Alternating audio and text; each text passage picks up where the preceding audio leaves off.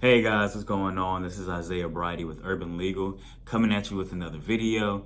And this video is going to be all about how to start up a grow, processing, and distribution operation for medical marijuana in the state of Oklahoma. So you actually can open up a grow operation, a processing operation, and a distribution operation, all three in one. You can do that. However, you do have to file for a license for all three of those entities.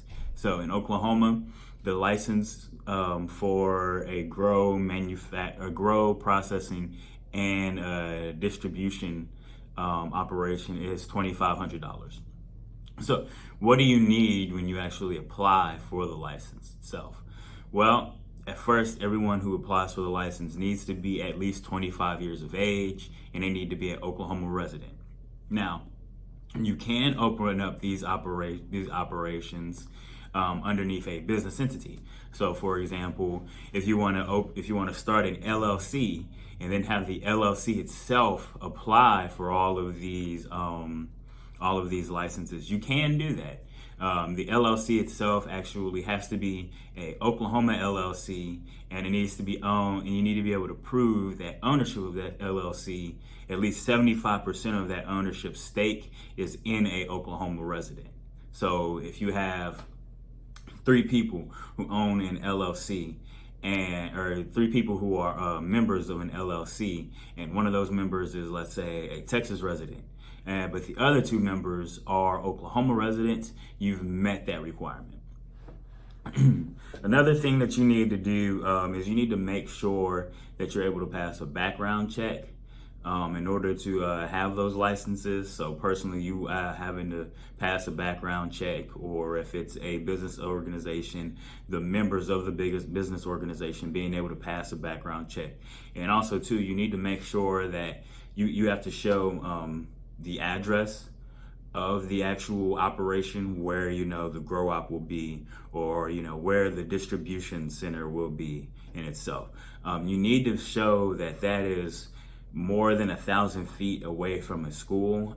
There's actually an online tracker. If you go on to the Oklahoma Medical Marijuana website, they have an online tracker that will measure and give you a straight line from your proposed business operation area and to like the nearest school and all that kind of stuff. Just making sure that you are more than 1,000 feet from the nearest school. All right, so let's say that you get your license and everything's going smoothly, and you're starting out your business and stuff like that. So what are some things that Oklahoma requires you to do when you get your operation up and running? Well, you're required to do monthly reporting. So your monthly reporting will be due on the 15th of each month. And in that monthly reporting, you have to report the amount of marijuana that you bought from, a processor or from a grower. If you're not a grower or a processor yourself, you need to do the amount sold to individuals and what kind of license those individuals themselves have.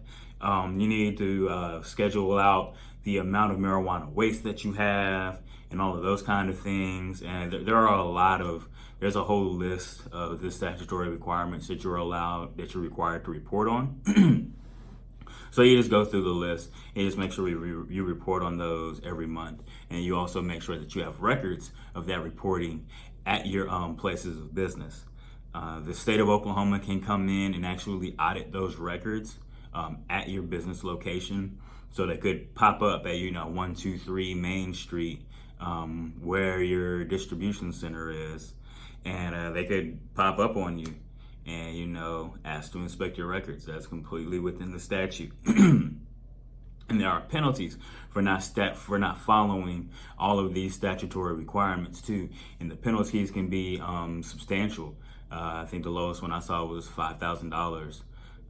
It's on the actual website. So you're paying at least double the amount that you paid for your initial license in a penalty if you fail to meet all of these statutory requirements.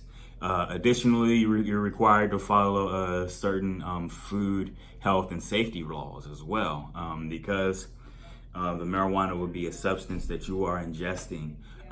There are laws as far as, the marijuana itself has to fall into, food safety regulations. If you're dealing with edibles, you have to follow food healthy standards. If you're dealing, with a concentrate, then you need to follow food healthy standards. So there are food healthy and safety standards that are set out in the statute itself. And then additionally, you can't operate your grow or your retail or your processing facility in a home or a building that has a sleeping area in it. That falls both under, I want to say, some zoning laws, and also as well more broadly falling under like food and health and safety statutory requirements. So you can't operate a grow op or a retail operation or anything like that outside of your home or a place that has a sleeping abode in it. The next thing you have to understand is that you cannot have a delivery service in the state of Oklahoma currently. So what that means is you can't be, Uber Eats for marijuana. You can't be, Butabago. That was terrible. You can't be the delivery man that you might see or hear about in other jurisdictions. You can't do that in the state of Oklahoma. It is expressly restricted in the statute that allows for medical marijuana. However, what you can do is, as long as your commercial business meets all of the requirements that are laid out in the statute, as far as, making sure that, your building is secure from any theft, making sure that you can control the people who come into your business and things like that, you can actually have a drive-through window, which is something that actually quite a good number of retailers here and distributors here are doing. So aside from that, you also have some personal limits as well when you actually buy the bud. This is on the personal side. I think this is a really interesting fact. So a person themselves is limited as to the quantity of bud they can purchase, have on their possession, and have at their home. So as far as an individual, the individual is only allowed to purchase 3 ounces of marijuana. They're only allowed to have 3 ounces of marijuana on their persons at any time. At their home, an individual is only allowed to have 8 ounces of marijuana at their home.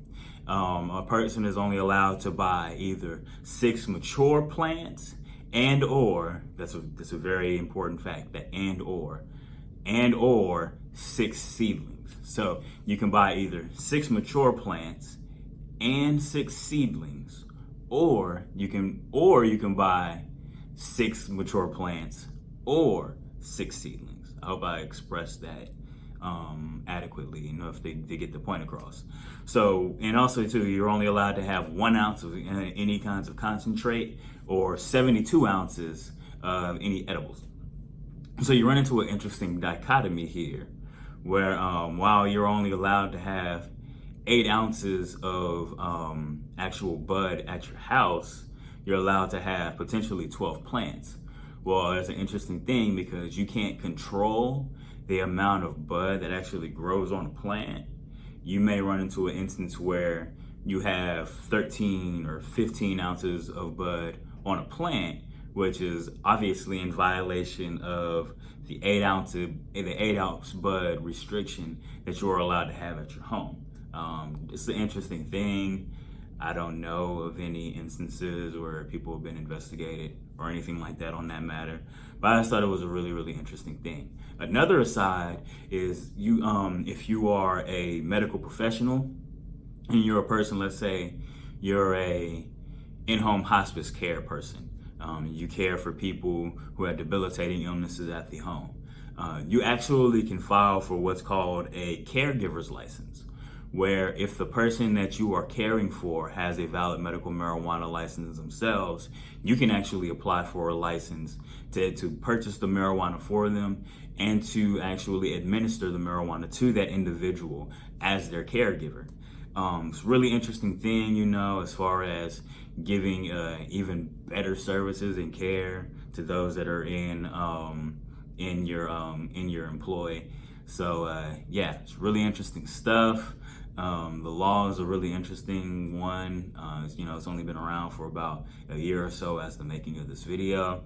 But yeah, go ahead and get in contact with us at the information left along with this video. And you guys have a good day.